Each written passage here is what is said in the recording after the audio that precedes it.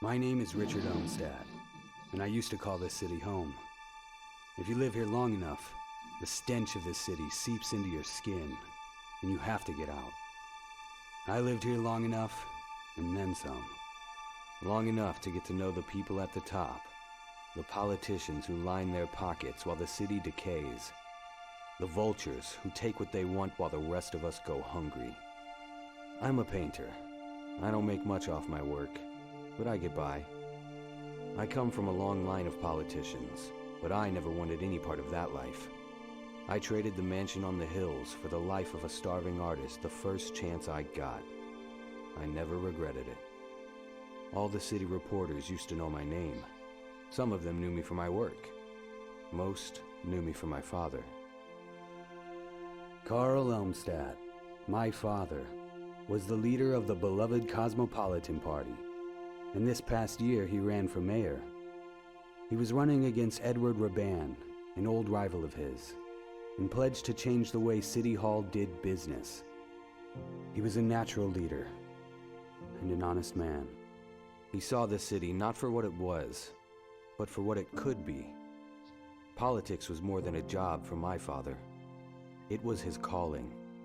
He never took a vacation and always showed up at town halls, for better or worse. The people adored him. Even when he failed, they knew he was fighting for them. He was fighting to take the city back, and the vultures at the top weren't going to let him. The night it happened was nothing special. He was working from home, as he often did. That night was his last. A cold-blooded armed robber broke in and shot him.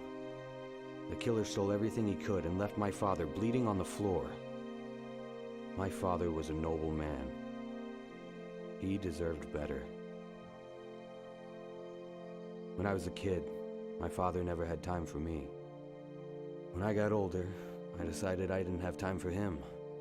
Now I'm burying him, and I wish I could go back. I wish I could talk to him one more time. I'd tell him that I admired his courage, that I loved him, and always did. This was no random crime.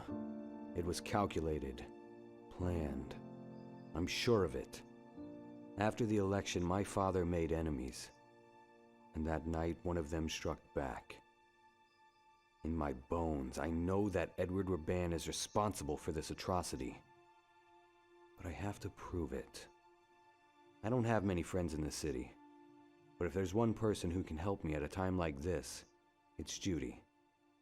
I only hope she'll take my call.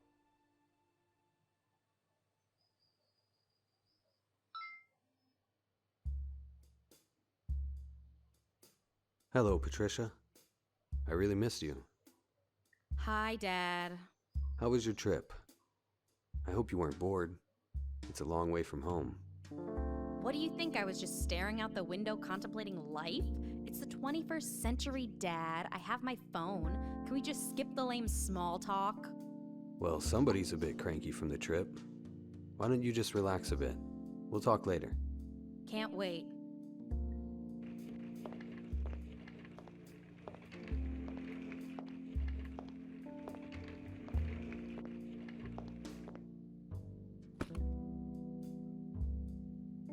I have to find out what happened to my father.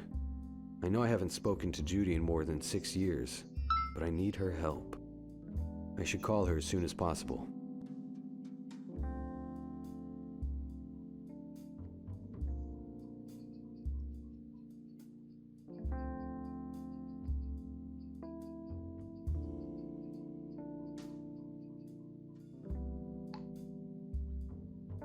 अच्छा यहाँ पे सामान बिक रहे हैं कुछ तो होगी यहाँ ये चाकू कैंची सब This place is a mess. I better clean it up. I'll start with these scissors. ये No time for jazz right now.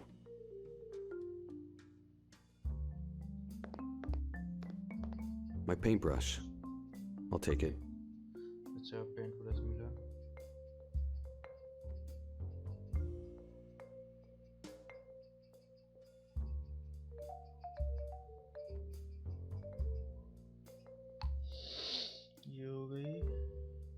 I don't want to change my clothes right now.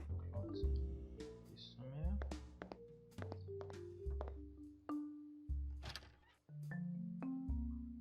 My knife! I've been looking for this for weeks. I wonder why it's in here.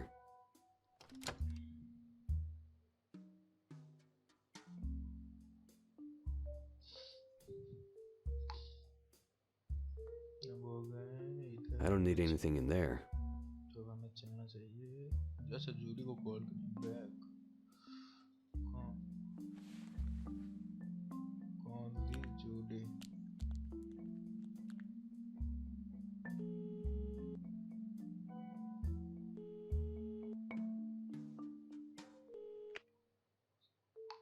Cassidy? Hello, Judy. It's me, Richard. It's been a while. Wow, the great Richard Elmstead has decided to grace me with a phone call. Listen, Judy. I know you're upset with me, but I really need to talk to you Talk about what? about my father's death. I need your help. Sorry to be blunt, Richard, but I haven't heard from you in 6 years. Now you want me to comfort you and tell you everything's gonna be alright? No, it's not like that. I'll explain everything. Go ahead then, explain. Not now. Can we meet in private? Fine. Come to my place. Thanks. गुप्त बातें हैं। Now let's go to Judy's place. Judy का घर चलना है अब हमें। Fun no Judy का घर चलना है। जूडी का घर। Here is Judy.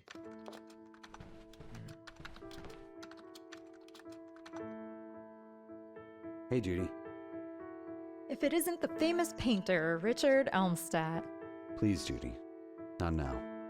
I need your help. Must be pretty damn important for you to come crawling back to me. Come on, Jude. Stop it. I know it's been a long time, but I can't change that now. And, well, it's good to see you. I missed you. Yeah, right. If you missed me, you would have called. Judy, please. I really am sorry. Look, if it makes you feel better, you weren't the only one. I haven't spoken to anyone. Why? Why would you do that? What did we do to you?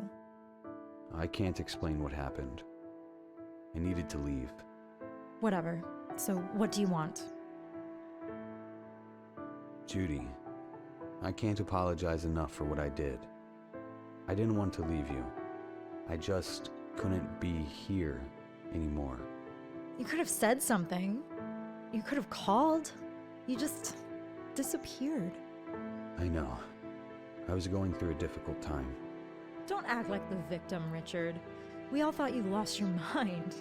We thought you were... I know. Please forgive me. I wish I could go back and change it. But you can't. Well, nice to have you back, I guess. You look good. Thanks. You too.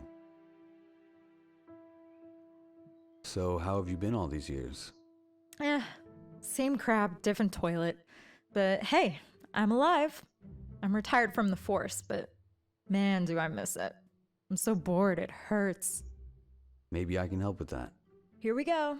Guy drops off the face of the earth and shows up at my doorstep saying he can save me. No, thank you. Come on, don't be like that. I said I was sorry. I bet you're sorry. You know, you lost a good thing. I know Patricia was never crazy about me, but you were. What's done is done. Psh, yeah, whatever. I'm here because I need your help. What a surprise. I know you're not on the force anymore, but can you still track down anybody under the sun? You still got the system up and running? Yeah, I still got it. You're the only one who can help me. So, spit it out. Who are we looking for? I'm sure you heard about my father. Of course. I'm so sorry. I need your help. I think Raban was behind it. Jesus, Richard. That is a bold accusation. You know he's the mayor, right? Exactly. He's the mayor now, since my father died. I never took you to be the conspiracy theory type. I know it may seem suspicious to you, but you can't just go around accusing people of murder. Besides, they already caught the killer. I know. That's why I want to find out what really happened. On my own. Well, with your help. Sorry, Richard. It just sounds a little far-fetched. I need some kind of proof that Raban wanted to get your father out of the way. See you for now. Bye.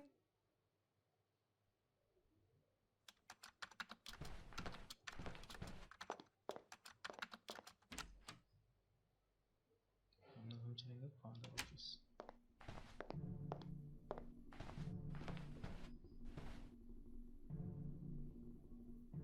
I'm sorry, Father.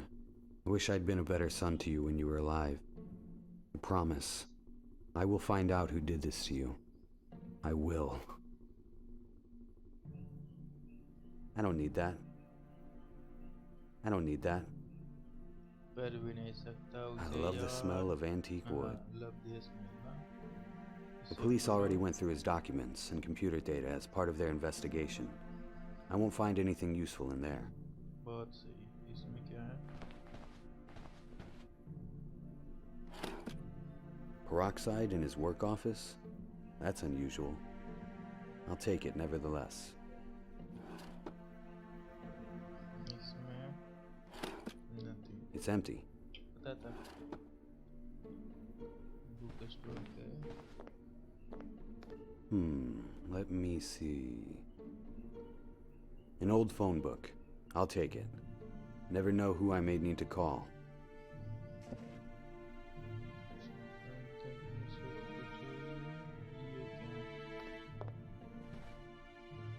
So it's a puzzle and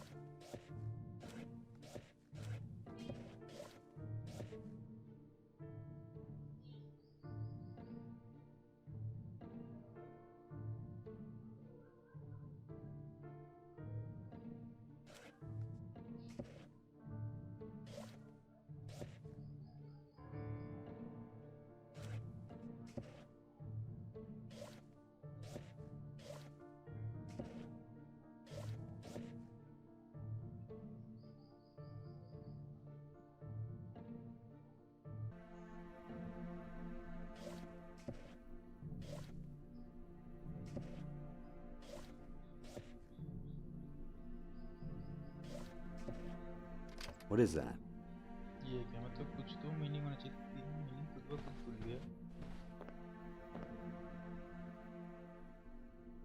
It's a sealed document. Why did Father hide it like this? An envelope I found in Father's office. I should open it carefully.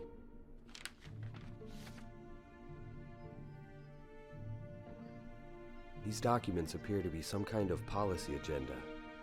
Let me see. Wow, this is huge. These documents detail my father's proposals for a wide array of new social programs. He called it Project Cosmo. He wanted to reinvest in the city's educational system with major building renovations and a new vocational school downtown. He had a plan to fight homelessness too. The city would build new shelters and partner with drug rehabilitation centers on a new work training program. He was going to raise the minimum wage and create a system that would offer healthcare to all city residents. It's ambitious to say the least. But how would he pay for it? Apparently Project Cosmo also included an anti-corruption initiative. My father had located hundreds of millions of dollars in misused funds. This was money that was flowing to organized crime syndicates and, of course, right into the pockets of Edward Raban and his political cronies. This document identifies at least 24 politicians from both parties who were stealing money from the budget. Amazing. Raban must have found out about this and knew it would be the end of him. Could this be why he had my father killed? I wonder who else knows about this. I may be the only one. I should be careful with these documents.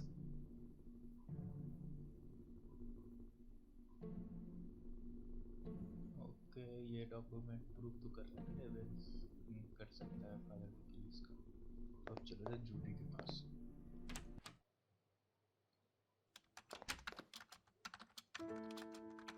She won't help me if she doesn't believe me.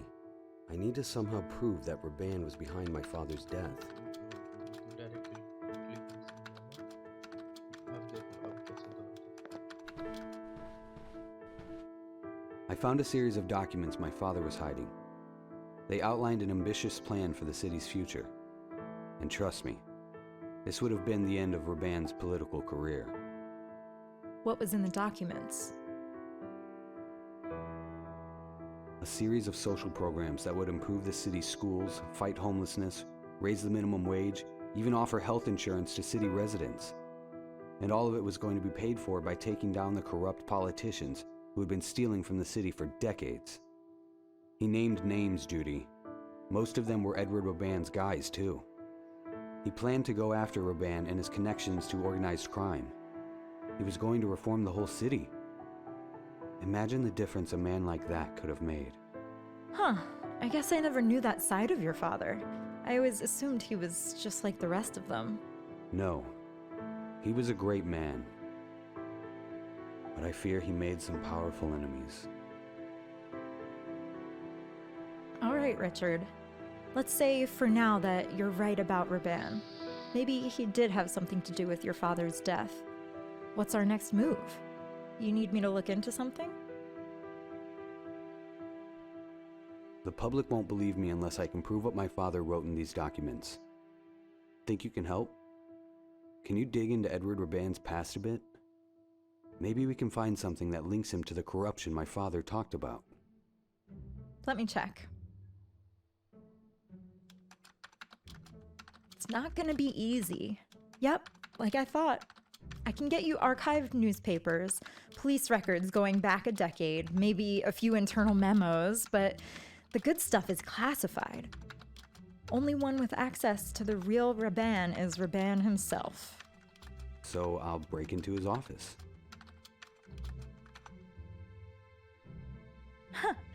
Yeah, security will definitely let the son of a dead political rival rummage through their office. Good idea. Well, it's the weekend, so the place should be empty. I know these rich government types. They don't work on their day off. How are you gonna get in? You need an employee card. Hold on. I might have something.